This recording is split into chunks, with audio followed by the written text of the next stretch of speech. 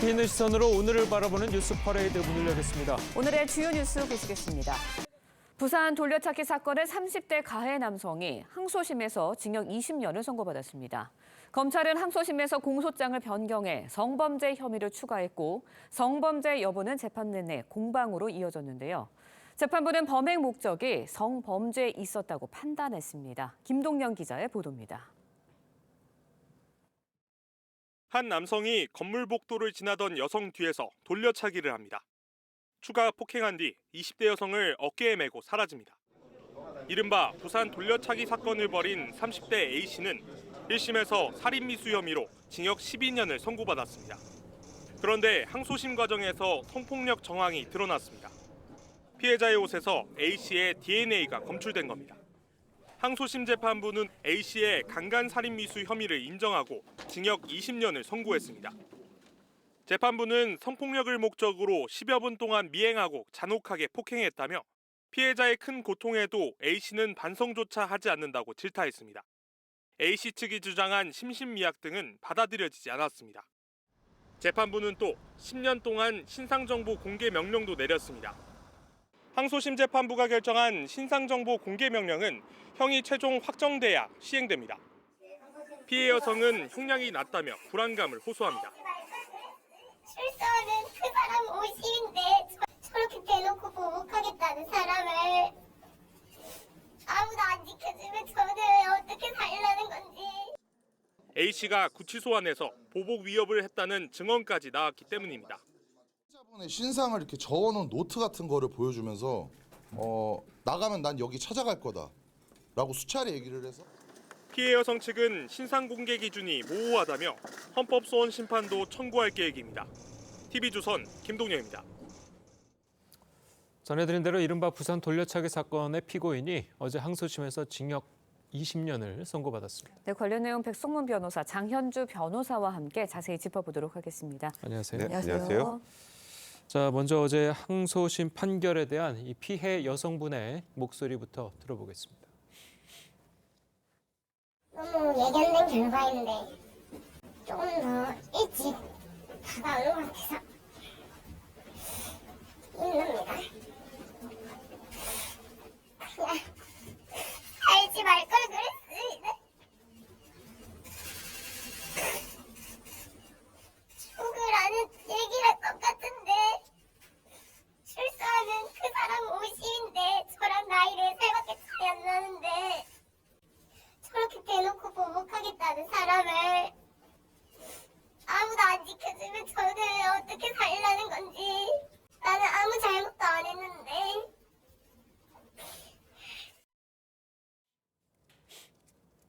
예, 지금 2심 선고 결과 1심보다 형량이 한 8년 정도 늘었습니다. 8년 정도 늘었는데 자, 피해 여성은 아직도 형량이 좀 부족하다라는 입장이고요.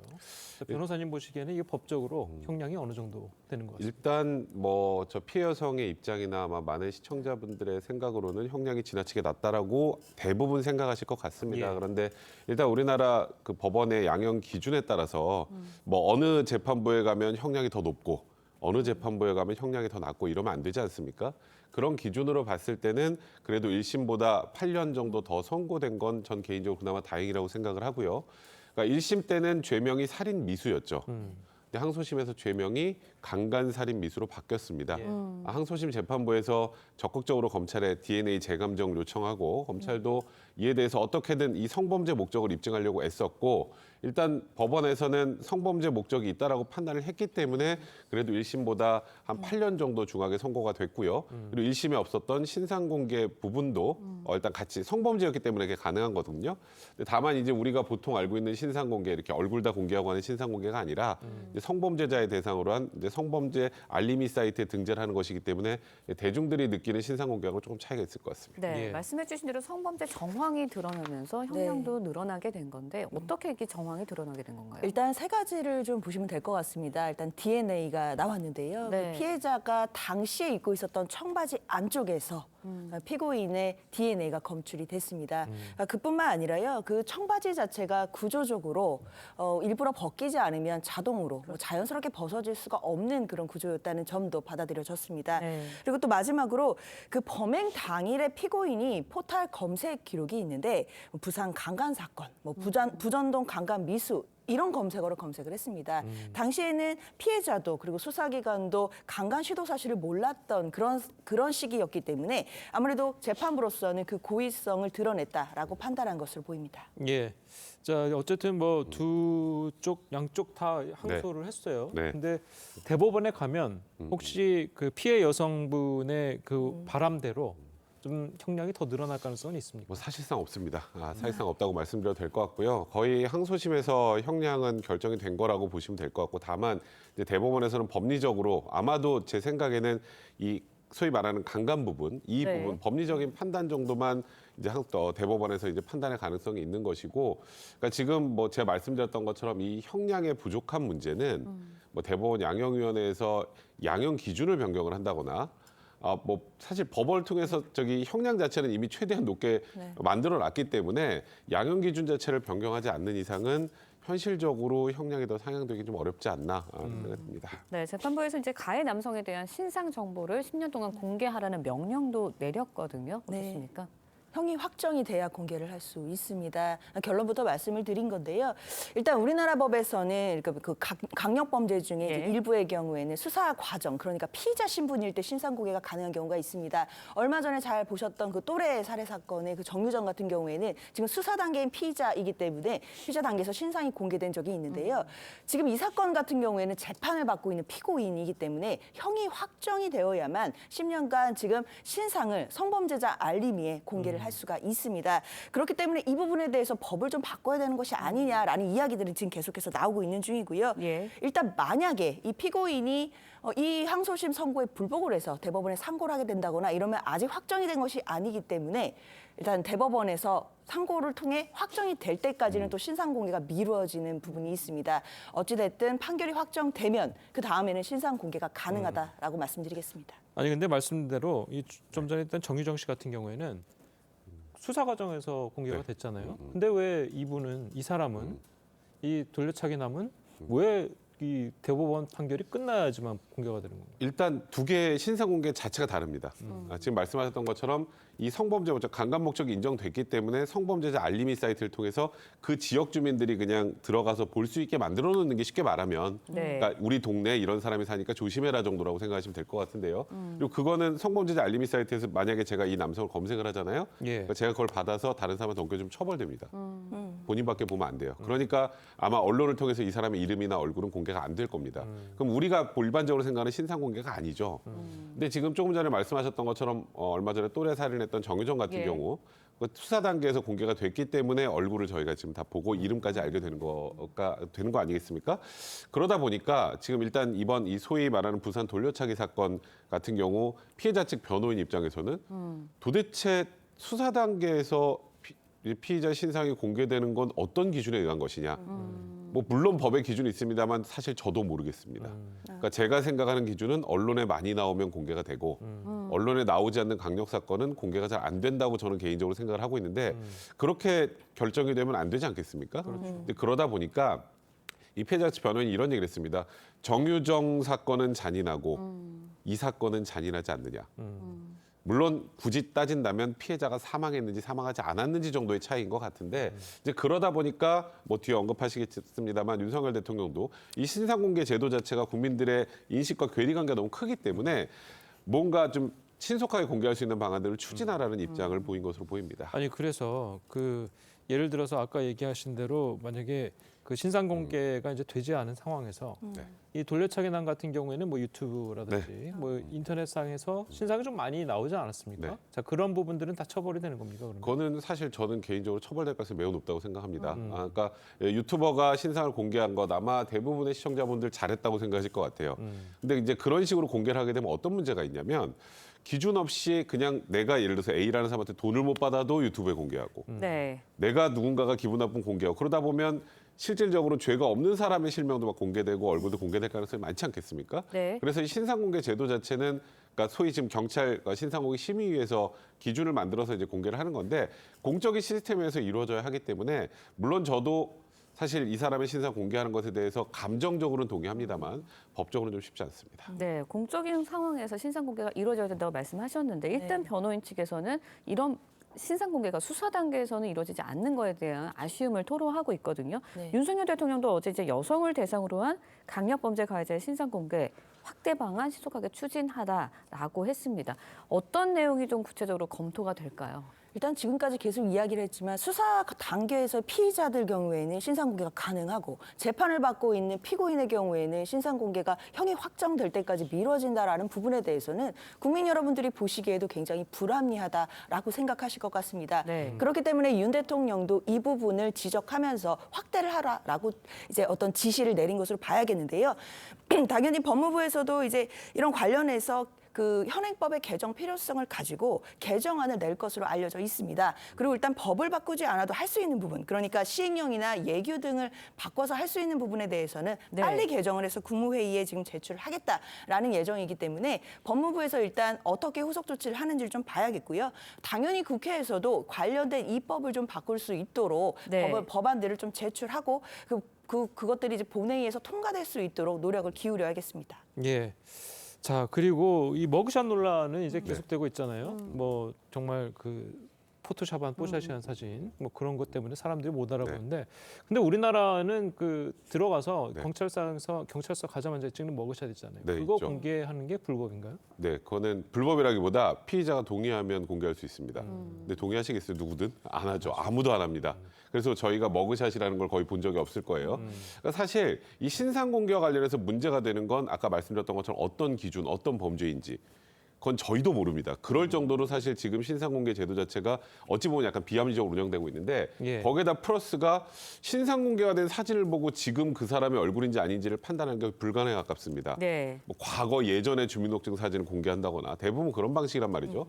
그렇다면 피의자 인권도 중요하지만 실질적으로 더 중요한 건 피해자의 보호, 피해자의 인권입니다. 그렇다면 일단 현재 그 사람의 모습을 대중들이 알아야 되지 않겠습니까? 그건 너무나 당연한 요청이라고 생각이 되는데 그래서 피의자 인권도 중요하지만 저는 신상공개 제도가 앞으로 입법화해서 좀 변화가 된다면 제일 먼저 변화가 돼야 될 것 중에 하나가 지금 이거 머그샷입니다.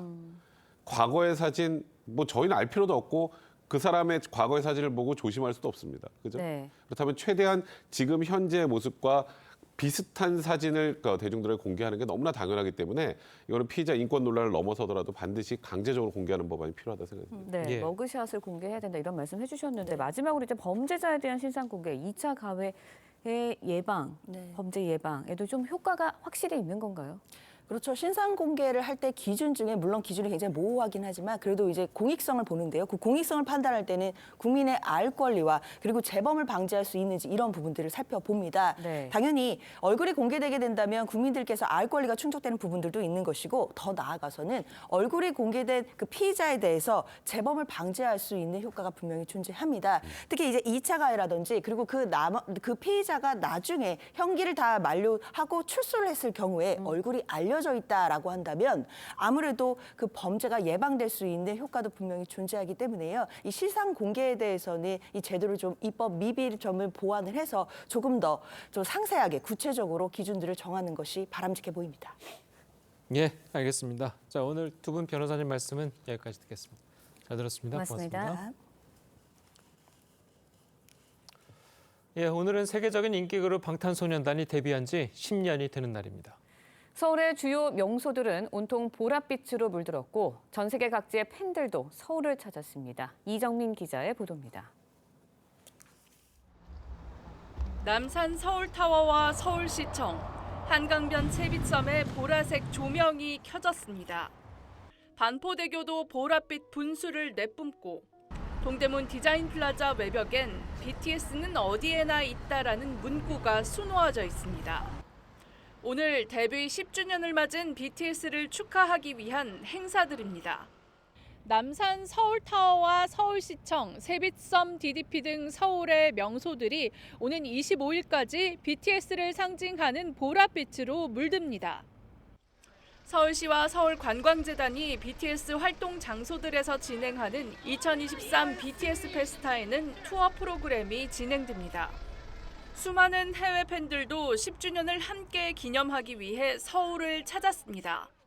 I'm just so happy that on their 10th anniversary that I could be here, event here, so I can actually have so many places to go and to enjoy. I am planning to go to Yeouido next week actually. 우정사업본부가 발행한 BTS 데뷔 10주년 기념 우표는 오늘부터 전국 우체국에서 판매됩니다. 아미들의 요청으로 10주년을 맞이한 BTS가 이제 세계적인 아티스트로서 10년의 이야기를 풀어나가기 위해서 BTS는 10주년을 기념하는 신곡 Take Two도 발표했습니다. 주말인 오는 17일 여의도 한강공원에서는 BTS 멤버 RM이 팬들과 만나는 행사를 비롯해 각종 전시와 불꽃놀이가 펼쳐지고 미국 뉴욕과 로스앤젤레스, 일본 도쿄 등 해외에서도 10주년 축하 5개 광고가 설치됩니다. TV조선 이정민입니다. 이탈리아 최장수 총리를 지낸 실비오 베를루코니 전 총리가 이 86세의 일기로 별세했습니다. 자, 이탈리아 안팎에서 애도 물결이 이어지고 있고 푸틴 러시아 대통령도 진정한 친구를 잃었다면서 슬픔을 나타냈습니다. 최현희 기자입니다. 병원 앞에 사람들이 모여 있습니다. 9년간 집권하며 전후 최장수 총리를 지낸 베를루스코니의 마지막 모습을 보기 위해서입니다. Figura molto vicina, nonostante poi dal vivo le opportunità erano poche, però lo vivevi proprio vicino. 베를루스코니 전 총리가 투병 끝에 향년 86세를 일기로 별세했습니다. 건설업에 뛰어들어 큰 돈을 번 베를루스코니는 미디어까지 거느리며 이탈리아 대표 재벌이 됐고 명문 프로축구 AC 밀란을 인수하기도 했습니다. 1994년 총선에서 처음 집권하며 정치인으로 변신한 뒤엔 이탈리아 최초 우파 위원정을 꾸렸고 창당 첫 해의 총리직에 오르며 주목을 받았습니다. 하지만 집권 내내 온갖 성추문과 비리, 막말 논란에 휩싸였고 이탈리아의 만성 재정 적자를 떠안겼다는 비판도 받았습니다. 별세 소식에 이탈리아 안팎에선 애도 행렬이 이어지고 있습니다. Silvio Berlusconi era soprattutto un combattente. Era un uomo che non aveva mai avuto paura a difendere le sue convinzioni. 20년 지기 푸틴 러시아 대통령도 진정한 친구를 잃었다고 애도를 표했습니다. 베를루스코니 전 총리의 장례식은 현지 시간 14일 밀라노 대성당에서 국가장으로 치러집니다. TV조선 최원입니다. 필리핀의 대표적인 활화산이자 관광 명소로 알려진 마요나산이 용암을 내뿜기 시작했습니다. 본격적인 폭발이 임박했다는 분석이 나오는데 당국은 폭발 경보를 상향 조정했고 주민 12,000명은 대피했습니다. 장동욱 기자입니다. 산 꼭대기에서 용암이 터져 나옵니다. 시뻘건 용암은 산줄기를 타고 쏟아져 내립니다. 지난 400년간 50차례 넘게 폭발했던 필리핀의 대표적인 활화산 마yon 화산이 용암을 내뿜으며 본격적인 활동을 시작했습니다. 필리핀 화산지진연구소는 화산 폭발 경보를 3단계로 올리고 인근 주민의 대피령을 내렸습니다. 화산재를 내뿜는 산을 뒤로 하고 주민 12,000여 명이 대피하면서 체육관에는 텐트를 비롯한 임시 대피소가 설치됐고 가축들도 피난에 나섰습니다. We are setting up po ng mga pooling centers outside the 6 permanent danger zone as of now for the safety and protection of livestock animals din kasi 화산의 모습을 그림으로 담는 주민도 등장했습니다. Hindi naman kami natatakot dyan. Sanay na kami rito. Hindi man naaabot dito. Parang ano ko lang. Naisipan ko lang na kasi maganda tingnan. 마yon 화산은 과거 1841년 대폭발 당시 용암이 인근 마을을 덮치면서 1,200명의 목숨을 앗아갔고 지난 2018년 폭발 때는 수만 명이 대피했습니다. TV조선 장동우입니다. 어제 국회에서는 정치외교 통일 안보 분야 대정부 질문이 있었습니다. 여야는 이재명 대표가 면담한 싱하이밍 주원 중국 대사의 발언과 일본 후쿠시마 오염수 방류 문제를 놓고 격돌했습니다. 최민식 기자의 보도입니다. 국민의힘은 미국에 베팅하면 후회한다는 싱하이밍 중국 대사의 발언은 경고로 끝날 일이 아니라고 했습니다. 상습적으로 우리 대한민국을 무시하는 그런 오만한 태도를 보여온 사람입니다. 하여튼 무엇보다도 그 주중 대사의 행동은 매우 부적절했다 이렇게 생각을 합니다. 추방해야 한다는 주장도 나왔는데 박진 외교부 장관은 싱하이밍 대사가 책임을 져야 한다는 강경한 입장을 내놨습니다. 페르소나 논 그라타 외교 기피 인물로 지정해야 되지 않느냐 하는 그런 의견도 있습니다만 이에 대해서는 어떻게 생각하시나요? 외교부는 모든 결과는 대사 본인의 책임이 될 것이라는 점을 분명히 경고하였습니다. 앞서 김기현 대표는 우리 정부를 비난하는 중국 대사에게 대꾸 한마디 못한 이재명 대표를 향해 대중 굴욕 외교라고 꼬집었습니다. 중국 대사의 발언을 마치 교실을 받들듯이 받아 적기까지 했습니다. 어느 나라 정당의 대표입니까? 중국 공산당 한국 지부 지부장인지. 야당은 정부가 후쿠시마 오염수 방류 문제에 항의도 못하고 있다고 비난했습니다. 기준치의 180배에 달하는 세슘이 검출된 세슘 우럭도 나오고 있고 이런 것 때문에 일본 국내에서도 반대 목소리가 커져가고 있는데 그러면서 한덕수 총리에겐 후쿠시마 오염 처리수를 마실 수 있느냐고 물었고 그 총리는 그 안전이 검증되면 마시겠어요? 마시겠죠? 기준에 맞다면 저는 마실 수 있습니다. 이재명 대표는 김기현 대표와 일본 대사의 만남을 두고 오염수 동맹이라고 비난했습니다. 여당 대표가 지난주에 일본 대사와 만난 이유가 국민들에게 오염수를 선물하기 위한 작업이었냐 이런 비판까지 나옵니다. TV조선 최민식입니다. 가상화폐 보유 논란으로 민주당을 탈당한 김남국 의원이 교육위원회 회의에 참석했습니다. 김 의원이 검찰 수사 대상이 되면서 법사위를 떠나 교육위로 자리를 옮긴 건데 자격 논란이 일면서 여야 의원들이 충돌했습니다. 정민진 기자의 보도입니다.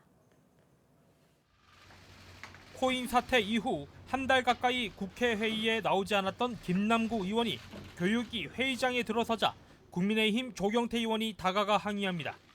국회 왜 왔어? 에? 에? 국회 오면 안 되지. 뭐라고 그랬어? 국회 가야지. 에? 너는 안 돼. 우리 교육에서 어떻게 보겠어? 회의 시작 직후 김 의원의 인사 발언이 끝나자마자 동료 의원님들과 더불어서 함께 성실한 교육위 활동 이어가도록 하겠습니다. 여당 의원들은 윤리위의 징계 심사 중인 김 의원이 교육위에 참석하는 건 비교육적이라고 반발하면서 고성이 오갔습니다. 민주당이 지금 어떻게 이렇게 망가졌어요, 민주당? 예? 그러는 귀당은 괜찮으시냐고. 회의는 30여 분 만에 끝났고 김 의원은 가장 먼저 자리를 떴습니다. 교육위 배정이 교육적이지 않다고 주장하고 있는데 어떻게 생각하십니까? 하지만 자신의 SNS에는 교육 발전을 위해 치열하게 고민하겠다며 사퇴 요구를 일축했습니다.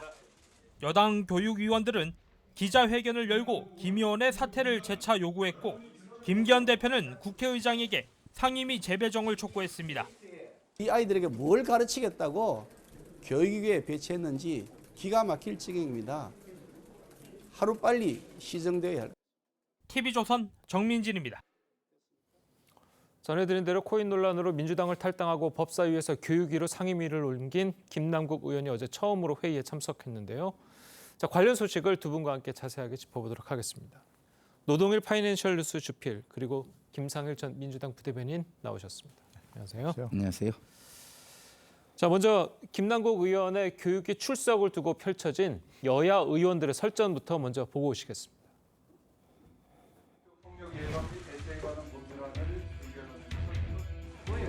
국회 왜 왔어? 에? 에? 국회 오면 안 되지. 뭐라고 그랬어? 내가 언제 그랬노? 집에 가야지. 에? 너는 안 돼. 우리 교육에서 어떻게 보겠어? 안 되죠. 양심이 있어야지. 아이 의원님 무슨 소리 가만히 있어요. 진짜 이러실 거예요? 아이들한테 뭘 가르쳐요? 동료 어린이라고 감사하는 거예요 지금? 이 당의 대표님 아들은 코인 회사 임원이시라며. 하게 하지 마세요. 예? 교육에 들어오면 안 됩니다. 네, 새로 보임된 김남국 의원입니다. 네, 법사위에 있다가 교육에 이제 처음 활동하게 되었습니다. 여러 선배 동료 나중에 발언 기회 의원들과 드리겠습니다. 더불어서 함께 성실한 교육의 활동 이어가도록 하겠습니다. 감사합니다. 자, 이 앞서 김남국 의원이 법사위에서 교육위로 옮길 때부터 이 국민의힘에서는 부적절하다고 반발을 해왔습니다. 자, 그런데 어제 조경태 의원은 직접 김남국 의원을 만나서 나가라면서 날을 세우기도 했었는데요. 자, 어떻게 보셨습니까, 저 장면?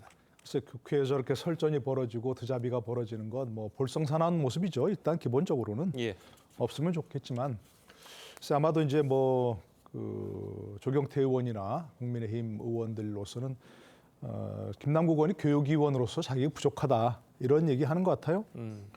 그러나 뭐 교육위원으로서 부적절한데 다른 상임위원으로서는 뭐 적절하겠습니까? 그러니까요. 네, 국회의원 자격이 먼저 문제라고 좀 문제를 삼는 거라고 이렇게 생각합니다. 저도 마찬가지고요. 뭐 김남국 의원에 대한 사법 처리 문제, 이 문제는 이제 사법적으로 좀 결론이 나야 되니까 아직 시간이 걸리는 문제인데, 과연 대의기구로서, 국민의 대의기구로서 윤리적, 도덕적, 정치적으로 정당성이 있느냐, 이 문제는 정말 좀 의문이 가는 거거든요. 정말 첫 번째로 국민들 상대로 거짓말을 많이 했잖아요, 명백하게. 첫 번째, 본인이 구멍난 운동화 신고 다니면서 돈이 없어서 그렇다는 거 아니었습니까? 아이스크림 사 먹을 돈도 없다고 얘기하고, 뭐 그런데 나중에 보니까 사실이 아니었잖아요. 어마어마한 코인으로 돈을 가지고 있었잖아요. 그러니까 거짓말이었다는 거죠. 만약에 그 첫 번째 정말 본인이 가난하다, 가난한 청년 정치인이다, 도움을 호소한다 이렇게 한 말이 거짓말이 아니었다면 지금 현재 가지고 있는 코인 재산이 자기 게 아니라는 게 드는 거죠. 어느 쪽이든 거짓말이잖아요. 그죠? 두 번째 명백한 거짓말. 코인이 어디서 났냐 물어보니까 첫 번째 주식을 판 돈을 샀다 그랬잖아요. 그런데 알고 보니까 그것도 다음에 재산 신고에다가 주식을 판 돈이라고 신고했잖아요. 신고서에다가. 그 문제가 되니까 나중에는 코인 일부 팔아서 이렇게 현금한 거다. 명백한 거짓 신고 아닙니까? 허위 신고. 지금 또 한 가지 윤리적으로 문제가 되는 것. 코인을 거래했잖아요. 회의 중에. 그것도 참 우리 국민들이 안타깝게 바라보는 이태원 참사에 관련 회의를 하는 도중에도, 법무장관 청문회 도중에도. 그런 거는 제가 보기에는 뭐 상임위원 이전에 국회의원으로서 자격이 부족한 그런 도덕적 정당성이 없는 뭐 그런 상황이라고 봅니다. 그러니까 어떤 상임위를 가더라도 김남국 의원은 논란이 될 것이다. 그렇습니다. 네. 알겠습니다. 자, 그리고 이제 영상에서 이제 보셨겠지만 민주당 네. 의원들이 이제 김남국 의원을 좀 감싸는 모양새였어요. 네. 김기현 의원의 아들까지 이제 또 거론을 하면서, 자, 그 부분은 좀 어떻게 보셨습니까? 글쎄요, 저는 뭐 김남국 의원의 문제가 굉장히 심각하다고 생각하고, 정치윤리 도덕적으로 사실은 뭐 사퇴하는 게 맞다고 개인적으로 생각합니다. 근데 그거와 별개로 저 부분만 보면은요, 저거는 좀 약간 조경태 의원이 과한 거예요. 왜냐하면 김남국 의원이 사퇴해야 된다고 생각해요. 저도 그렇게 주장을 해요. 주장하지만 저렇게 면전에 두고 상임위장에서 상임위를 해야 되는 상황에서 뭐 법과 제도라는 게 존재하잖아요. 기자회견장에서 주장할 수도 있고, 저기서도 의사 진행 발언을 얻어서 제도 안에서 주장을 할 수도 있고, 여러 가지가 있는데 그냥 그런 걸 다 무시하고 개인적인 모욕을 계속 주잖아요. 그렇기 때문에 그 문정복 의원이 그런 모습 때문에 껴들지 않았나. 그래서 싸움이 번지다 보니까 과하게 문정복 의원도 말을 하지 않았나, 이런 생각이 들어요. 그러니까 김남국 의원의 문제가 심각하고 잘못되고 이랬다는 거와 차치하고, 그런 것을 차치하고 문제 제기 방식도 정당해야 된다, 저는 이런 생각을 하거든요. 근데 조경태 의원의 문제 제기 방식은 조금 우리가 제도를 지켜가고 제도 위에서 행동해야 되는 모습으로는 좀 부적절했다. 뭐 내용은 다 인정을 해주더라도 그 양태는 좀 부적절했다, 이런 생각이 듭니다. 알겠습니다. 자, 그래도 뭐 김 의원은 이제 회의 이후에 뭐 본인의 SNS에 교육 발전을 위해서 치열하고 고민하는 국회의원이 되겠다, 뭐 이렇게도 이야기를 했고, 또 그리고 지난 주말에는 이 본인의 지역구죠, 이 안산 단원구 가서 이제 봉사활동을 했다고 합니다. 자, 물론 뭐 자신의 지역구니까 뭐 자신의 임기 동안에는 봉사활동하는 것에 대해서 뭐라고 할 말이 없겠지만, 자, 이것을 두고 내년 총선 준비하는 거 아니냐, 그리고 교육위에서 물러날 생각도 없는 것 아니냐, 자, 이런 이야기들이 나오고 있습니다. 네, 뭐 첫 번째 교육위원회에서 당연히 뭐 물러날 생각이 없는 거겠죠. 현재 뭐 국회의원이니까 어느 쪽이든 상임위원회로 활동을 해야 되는데 예. 뭐 다른 어떤 상임위 아까 말씀드린 대로 어떤 상임위 가더라도 여긴 왜 왔냐, 여기가 만만하냐 이렇게 할 수밖에 없는 거 아니겠습니까? 그렇겠죠. 기본적으로 아까 말씀드린 대로 김상일 뭐 평론가도 동의했다시피 기본적으로 국회의원 자격이 없는, 자격을 상실한, 윤리적 도덕적 정당성을 상실한 그런 상황이라고 보기 때문에 뭐 그렇고요. 근데 국회의원으로서 정말 현재 사퇴할 생각도 전혀 없고 거기다 또 다른 상임위에 가서 열심히 활동하면서 내년 총선을 준비하는 것 같은 그런 상황이 들거든요. 아마도 이제 그 다른 정말 이른바 선진국이라고 하는 국회에서는 즉각 아마 여론에 의해서 할 수밖에 없는 그런 상황일 것이고요. 본인이 사퇴할 수밖에 없는 그런 상황일 텐데 저렇게 하는 것은 뭔가 정말 이 나라가 뭔가 잘못되고 있다는 생각이 들 수밖에 없는 상황이거든요. 내년 총선, 글쎄요. 아마 민주당에서 공천을 하기는 힘들겠죠. 그죠? 뭐 조국의 뭐 강을 건너왔더니 무슨 뭐 또 김남국, 남국의 늪이다 뭐 이런 식으로 얘기하고 있으니까 민주당에서 뭐 하기는 어려울 텐데 지금 손혜원 전 의원이 뭐 김남국을 당선시키겠다 이렇게 공언한 적이 있지 않습니까? 예. 그건 뭐 때문에 그러냐면 마침 강력한 지지자들이 있지 않습니까? 그럼에도 불구하고 우리가 얘기하는 그런 결함에도 불구하고 강력한 지지 세력이 있고 팬덤이 있고 거기다 또 이른바 제도적으로는 이른바 비례위성정당이 가능한 준연동형 비례제라고 하는 것을 아직 폐지를 하지 않고 있거든요. 지난번 총선에도 봤지 않습니까? 그런데다가 각 위성정당을 만들어 가지고 그런 식으로 준연동형 비례대표제에 의한 그런 어떤 위성정당이 가능한 현 상황을 이용하려는 것 같아요. 그러니까 빨리 지금 국회에서 아직도 뭐 선거제도 논의를 하고 있는데 아직도 결론이 안 났지 않습니까? 그러니까 비례위성 정당이 가능한 그런 준연동형 비례대표제 이걸 빨리 폐지하든지 아니면 유권자들이 이 문제는 심판하는 그런 걸 보여야 됩니다.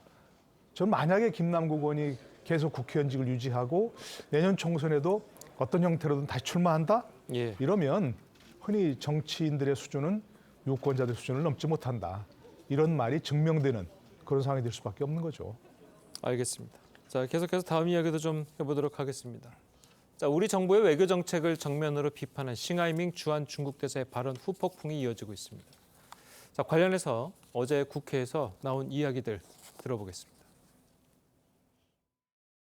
이재명 대표는 도대체 어느 나라 정치인이고 어느 나라 정당의 대표입니까? 중국 공산당 한국 지부 지부장인지 제1야당 대표인지 입장을 분명히 하시기 바랍니다. 기가 막힌 오염수 동맹입니다. 여당 대표가 지난주에 일본 대사와 만난 이유가 국민들에게 오염수를 선물하기 위한 작업이었냐 이런 비판까지 나옵니다. 싱하이밍 대사는 상습적으로 우리 대한민국을 무시하는 그런 오만한 태도를 보여온 사람입니다. 싱하이밍 대상을 추방해야 된다고 생각합니다. 일본은 기습적으로 오염수 방류를 위한 시운전에 들어갔습니다. 이 시운전에 대해서 사전 통보 받으셨습니까? 자, 일단 뭐 이야기를 좀 쭉 들어봤는데 김석기 의원 얘기를 좀 들어보면 싱하이밍 대사를 추방해야 된다 이렇게 됐습니다. 자, 이게 뭐 법상으로 봐야 될까요? 아니면 외교적으로 봐야 될까요? 추방이 가능할까요? 아니 뭐 추방을 하는 것은 또 우리의 뭐 주권 사항에 속하는 거니까 하려면 할 수는 있겠죠. 예. 그렇지만 외교는 굉장히 뭐라고 할까? 굉장히 프루던트, 굉장히 신중하고 그렇죠. 굉장히 예민하고 그러면서도 좀 약간 뭐랄까 세련되고 이래야 되는 거거든요. 근데 저렇게 뭐 추방을 해버리면 그러면은 중국에서 가만히 있겠어요?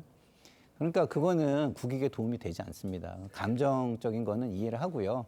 국민들이 뭐 이렇게 많이 분노하고 있다 이런 이야기를 해주시는 건 좋은데 추방해야 된다 이거는 너무 그냥 자신의 개인의 인기만을 좀 끌고 주목을 받기 위한 발언으로 보여서 좀 약간 국회의원으로서 그리고 제도권에 있는 분으로서 적절하지 않은 발언 같다 이런 생각이 들고요. 예.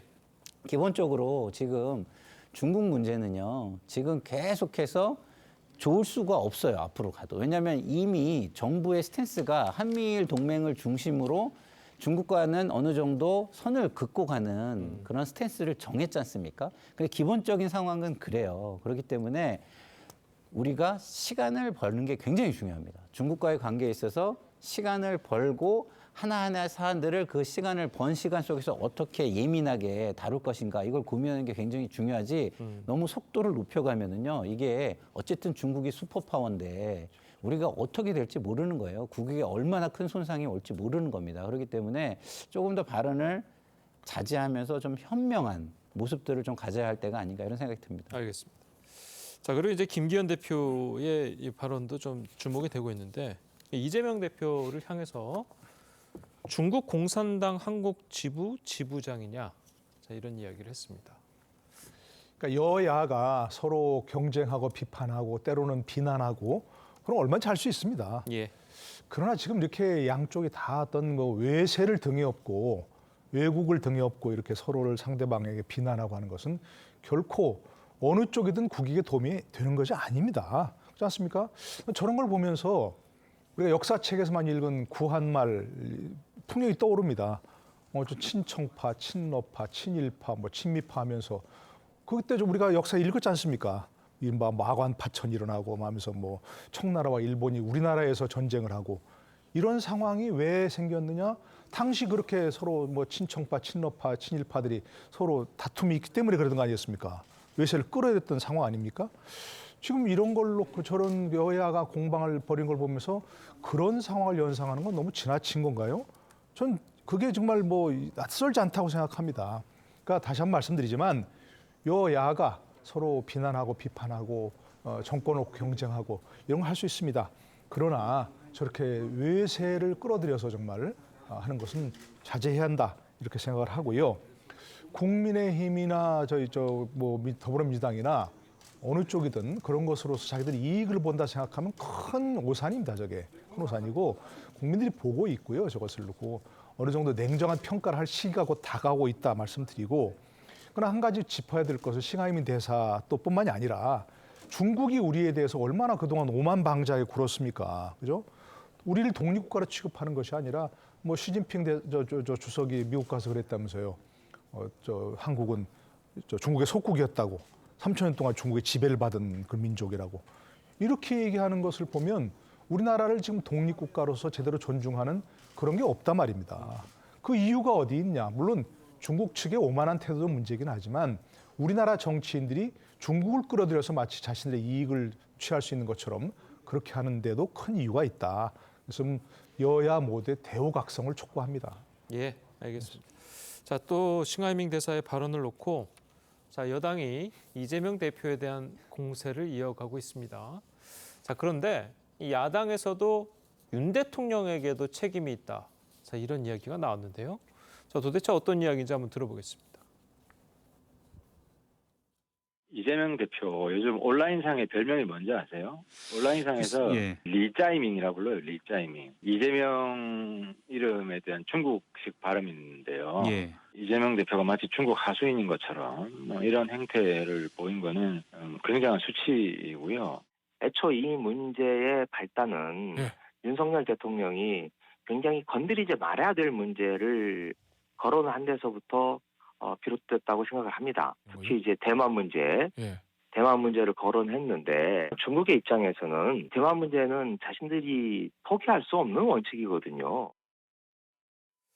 자, 이 그 김의겸 대변인이 말을 들어보면 조금 이해가 안 가는 부분이 있는데 윤 대통령이 건드리면 안 될 부분을 건드렸기 때문에 잘못이다. 자, 이게 뭐 중국에 건드리지 말라고 그러면 우리나라는 건드리면 안 되는 건가요? 그게 이해가 안 되는 발언이고요. 앞서서 무슨 뭐 부산에서 뭐 피해자 돌려차기 피해자 나오지 않습니까? 그런 상황에서 피해자에게 또 옷을 그렇게 입고 다니니까 맞았지. 이런 거랑 똑같은 얘기예요. 예? 조폭들이 때렸는데 조폭을 네가 건드리니까 비위를 상하게 했잖아. 그러니까 맞을 만한 짓을 했지. 꼭 같은 얘기입니다. 말이 안 되는 짓이고요. 첫 번째. 그 대통령의 발언.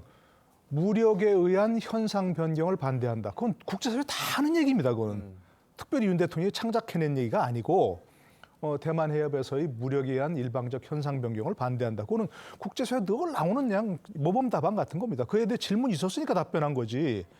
근데 이제 한 가지 조금 아쉬운 점은 그런 게 있죠. 거기에다 반드시 덧붙이는 게 또 있어요. 국제사회에서는. 국제사회에서는 하나의 중국 원칙을 견지한다, 우리는 지지한다. 이런 얘기를 덧붙이면 그게 모범 답안인데 거기에 반만 했기 때문에 그럼 좀 아쉬운 점은 있어요. 그러나 그것을 두고 중국이 저렇게 오만한 태도를 보이는 것은 윤 대통령이 뭐 잘못 말했기 때문이다라고 얘기하는 거 아까 말씀드린 대로 조폭한테 맞은 사람을 두고서 네가 그렇게 맞을 짓을 했지라고 하는 거 똑같은 어이없는 얘기다. 이렇게 지적할 수밖에 없죠. 알겠습니다. 자, 대통령실도 뭐 이례적으로 싱하이밍 대사를 향해서 이 가교 역할을 제대로 하지 않는다면 국익을 해칠 수 있다. 이렇게 이야기를 했습니다. 자, 이 대통령실이 이 특정 국가의 대사를 비판한 게 제 기억에는 이번이 처음이 아닐까 싶은데요. 그렇죠. 네, 그런 것 같아요. 그러니까 아까도 말씀드린 걸 제가 반복할 수밖에 없는데 외교라는 것이 눈에 보이게 하는 게 아니에요. 진짜 총성 없는 전쟁처럼 다양한 채널을 통해서 정말 실줄 날줄로 얽혀진 관계 속에서 어떤 성과가 나타나는 거거든요. 그러니까 그런 걸 생각한다면 저렇게 즉각적인 대통령실의 반응, 외교부를 통한 외교 채널을 통한 어떤 방식이 아닌 즉각적인 저런 모습은요. 사실은 약간 정치적인 의도가 좀 깔려 있는 것으로 저는 좀 보여서 좀 안타깝습니다. 그런 측면에서 볼 때 국익을 좀 생각하고 좀 더 사려 깊은 모습을 가져야 한다. 왜? 대통령실은 우리나라의 최고의 권위를 가지고 결정권을 가진 곳이잖아요. 거기에서 잘못 중국과 격화된 어떤 관계, 그다음 공방이 일어난다면 야당 대표 수준의 공방과는 전혀 다른 차원으로 이게 발전할 수 있다. 이런 부분에서 좀 뭐 이미 이건 한 얘기니까 어쩔 수 없지만 앞으로는 저렇게 직접적인 건 조금 자제하면서 외교 채널을 통한 항의를 좀 했으면 좋겠다 이런 생각이 듭니다. 알겠습니다. 자, 오늘 두 분 말씀은 여기까지 듣겠습니다. 잘 들었습니다. 고맙습니다. 탈원전 정책으로 멈췄던 신한울 3, 4호기 공사가 본격적으로 재개됐습니다. 이 원전 생태계는 빠르게 회복되고 있는데 그동안 우후죽순으로 늘어났던 태양광이 원전을 가동하는 데 걸림돌이 되고 있다고 합니다. 유혜린 기자가 취재했습니다. 2017년 10월 신규 원전 건설 계획이 백지화되면서 6년간 방치됐던 신한울 3, 4호기 부지.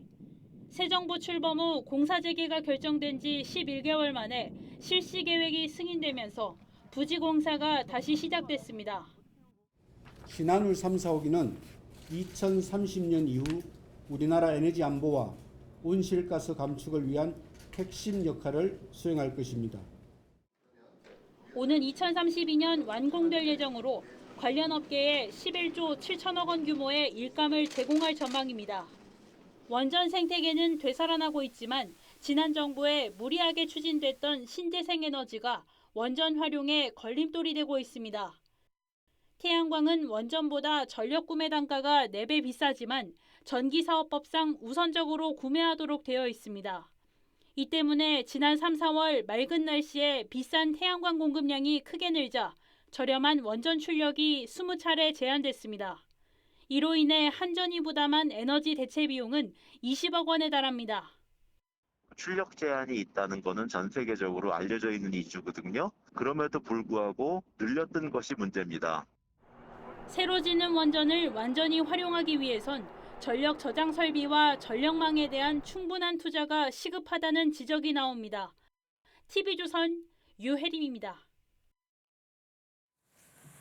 네, 머나먼 나라로만 느껴졌던 폴란드가 국내 방산업계의 큰 손으로 떠올랐습니다. 지난해부터 올해 4월까지 전차와 장갑차 등을 폴란드에 팔아 벌어들인 돈은 6천억 원, 4억 5,600만 달러에 이릅니다. 더 고무적인 건 올 들어 넉 달 동안의 수출액이 지난해 전체 수출액을 웃돈다는 점입니다. 이 같은 무기 수출에 힘입어 폴란드는 우리의 주요 수출국으로도 떠올랐는데요. 올 들어 넉 달 동안 우리나라가 무역 흑자를 가장 많이 낸 나라는 미국으로 108억 5천만 달러인데요. 베트남과 홍콩, 인도에 이어서 폴란드가 5번째를 기록했습니다. 폴란드가 우리나라의 5대 무역 흑자국으로 성큼 올라선 겁니다. 폴란드에 대한 무기 수출은 이제부터가 시작입니다. 폴란드는 우리의 K2 전차, K9 자주포, FA-50 경공격기 등을 구매하기로 협약을 맺은 상태죠. 업계에서는 총 19조 5천억 원어치 148억 달러로 추산을 하고 있습니다. 앞서 방탄소년단의 데뷔 10주년 소식을 전해드렸는데요. 세계 시장을 선도하는 물결에는 K-팝뿐만 아니라 K-방산도 이제 당당히 이름을 올리고 있습니다. 전 세계가 주목하는 K-방산의 경쟁력 무엇일까요? 영상 보시고 이야기 이어가겠습니다.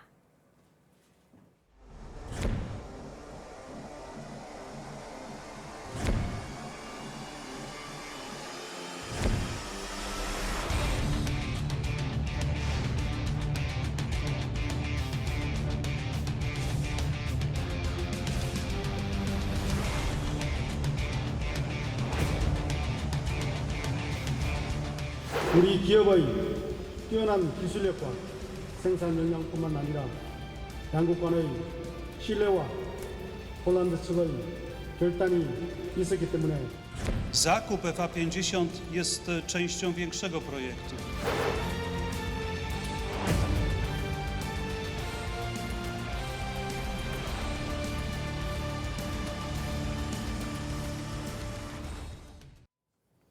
예, 이 보신 것처럼 K방산이 잇따른 수주 잭팟을 터뜨리면서 이 올해도 해외 시장의 러브콜이 이어질 전망입니다. 네, 관련 내용 양국 아산정책연구원 연구위원과 함께 자세히 짚어보도록 하겠습니다. 전화로 연결돼 있습니다. 자, 위원님 연결돼 있습니까? 예, 안녕하세요. 예, 안녕하세요. 자, 앞서 이제 저희가 봤는데 이 K방산이 잭팟을 터뜨릴 수 있었던 가장 큰 경쟁력인 뭐가 있다고 보십니까? 역시 그 가장 뛰어난 가격대 성능비를 얘기하지 않을 수가 없습니다. 예.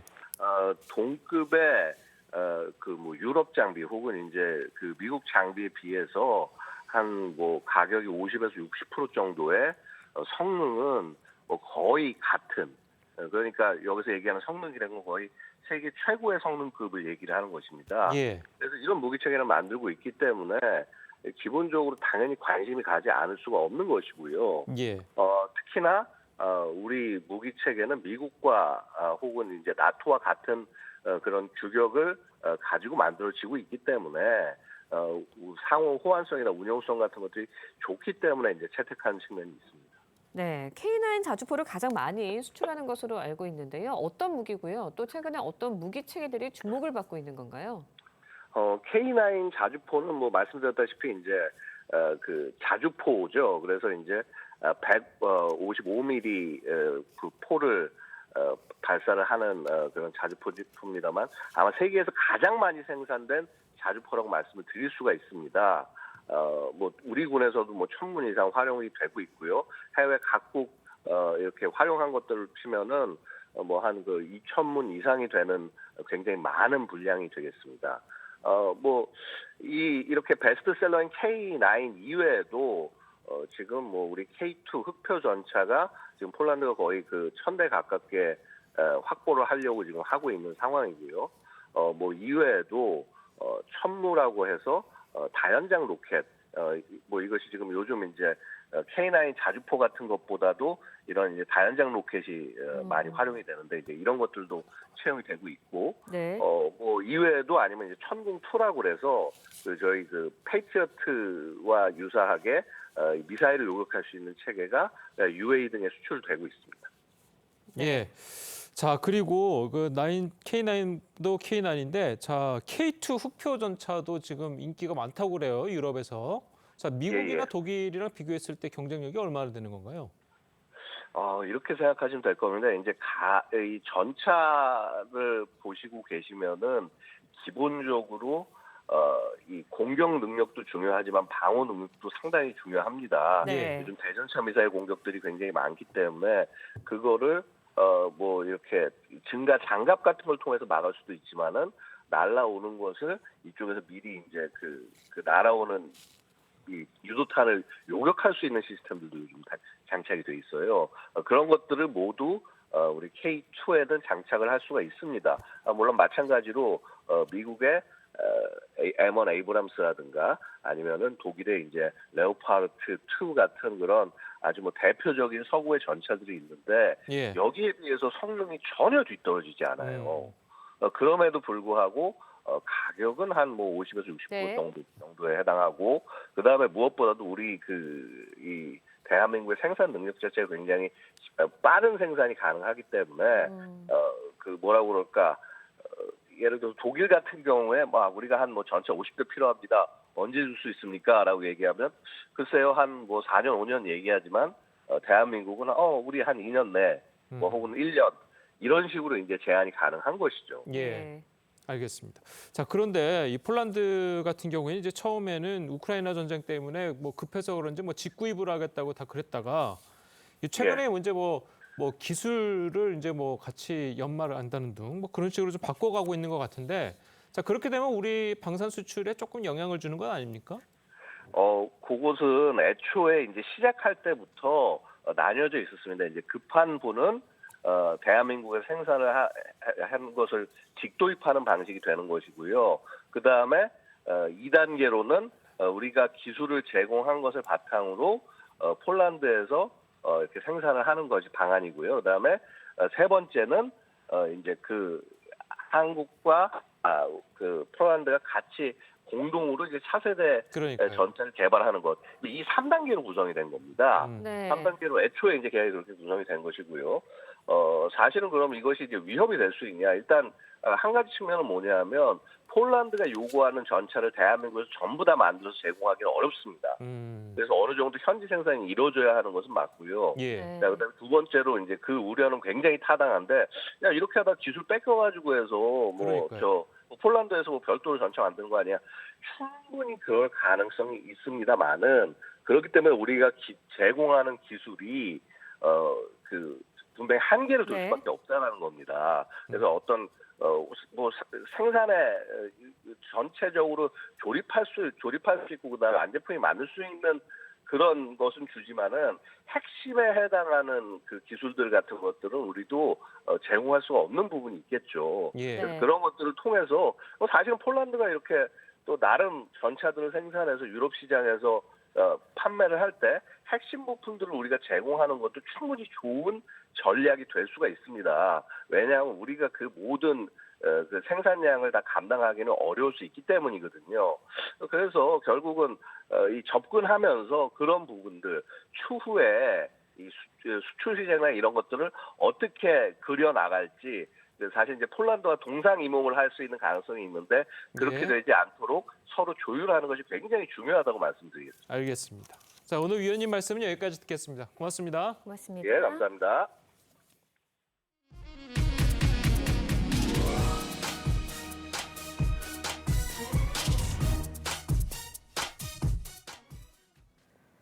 네, 미국 동부에서 대형 유조차 화재로 고속도로가 붕괴되는 사고가 벌어졌습니다. 일대 교통 혼잡이 우려되고 있습니다. 김자민 기자의 보도입니다.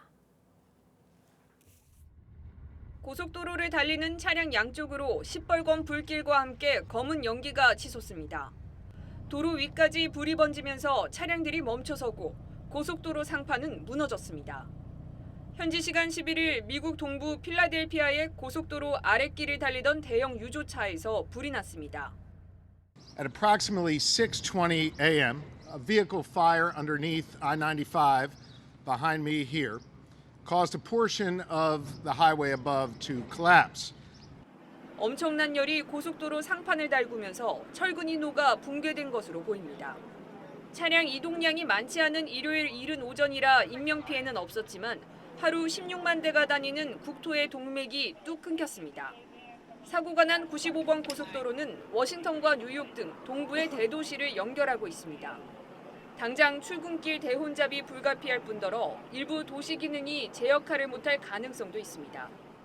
In addition to road closures, we expect delays of trash collection and SEPTA bus routes in the area. 당국은 고속도로 양쪽을 연결할 수 있는 임시 해결책을 찾고 있지만 완전히 재건되기까진 수개월이 걸릴 것으로 보입니다. TV조선 김자민입니다. 네, 렌즈에 담긴 그 순간 그 의미를 짚어보는 시간이죠. 사진 기자가 선택한 아침의 현장입니다. 오늘은 조선일보 사진부 조인원 기자와 함께합니다. 안녕하세요. 오늘 아침에 볼 사진 어떤 건가요? 네. 밖에서 안을 들여다보고 있는 사람들은 중국의 수험생 학부모들입니다. 중국의 대학 입학 시험인 가오카오가 엊그제 끝났는데요. 우리와 비슷하면서도 다른 중국의 대입 시험 모습을 사진으로 함께 보겠습니다. 중국의 대입 수능인 가오카오 고사장 밖에서는 이렇게 중국의 전통 옷인 치파오를 입은 학부모들이 많이 보입니다. 치파오의 치자가 시작해서 바로 이긴다는 사자성어에 들어가 있기 때문입니다. 수험생들은 나이키 로고가 새긴 신발을 신거나 옷을 입고 시험을 보는데 로고 모양이 정답이 체크된 모습 같아서라고 합니다.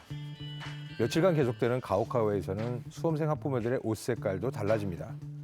첫째 날은 좋은 출발을 의미하면서 붉은색을, 둘째 날은 푸른 신호등으로 달린다는 의미로 녹색을, 셋째 날은 휘황찬란하게 나가자는 말에서 의미 비슷한 회색이나 노란색 옷을 입는다고 합니다. 네, 그런데 이번 시험 응시율이 역대 최대였다고요? 네. 올해 중국 대입 시험의 응시생은 1,291만 명으로 역대 최다입니다. 그래서 4년제 대학 합격률이 40% 미만이고 명문대 진학률은 4.6%입니다. 이렇게 대학 가기가 힘든 중국에서 학부모들은 자식이 좋은 성적을 얻기를 바라면서 매일 다른 색 옷으로 갈아입고 고사장 밖에서 응원하는 것입니다. 네, 자식들을 응원하는 부모의 마음은 어디나 비슷한 것 같습니다. 지금까지 아침의 한장이었습니다. 당분간은 가방에 작은 우산 하나 챙겨 나오시면 도움이 되겠습니다. 오늘도 곳곳에 소나기 소식 있는데요. 오후부터 경기 동부와 강원, 영남권 등 동쪽 지역을 중심으로 소나기가 내리겠습니다. 양은 5에서 40mm 정도가 되겠고요. 짧은 시간 동안 강하게 집중될 뿐 아니라 돌풍과 벼락, 또 우박까지 동반할 수 있으니까요. 안전에 각별히 유의하시기 바랍니다. 아침까지 강원 산지와 남부지방을 중심으로는 안개가 짙겠습니다. 또 오늘은 자외선이 강하고 오존 농도도 높겠습니다. 낮 최고 기온은 서울이 26도, 강릉 25도, 대구는 30도까지 오르겠고요. 모레까지 곳곳에 소나기가 이어집니다. 이후에는 기온이 오르면서 30도 안팎의 무더위가 이어지겠습니다. 날씨였습니다. 화요일 아침 뉴스 퍼레이드는 여기서 마치겠습니다. 네, 저희는 내일 아침 7시 30분에 다시 찾아뵙겠습니다. 시청해주신 여러분 고맙습니다.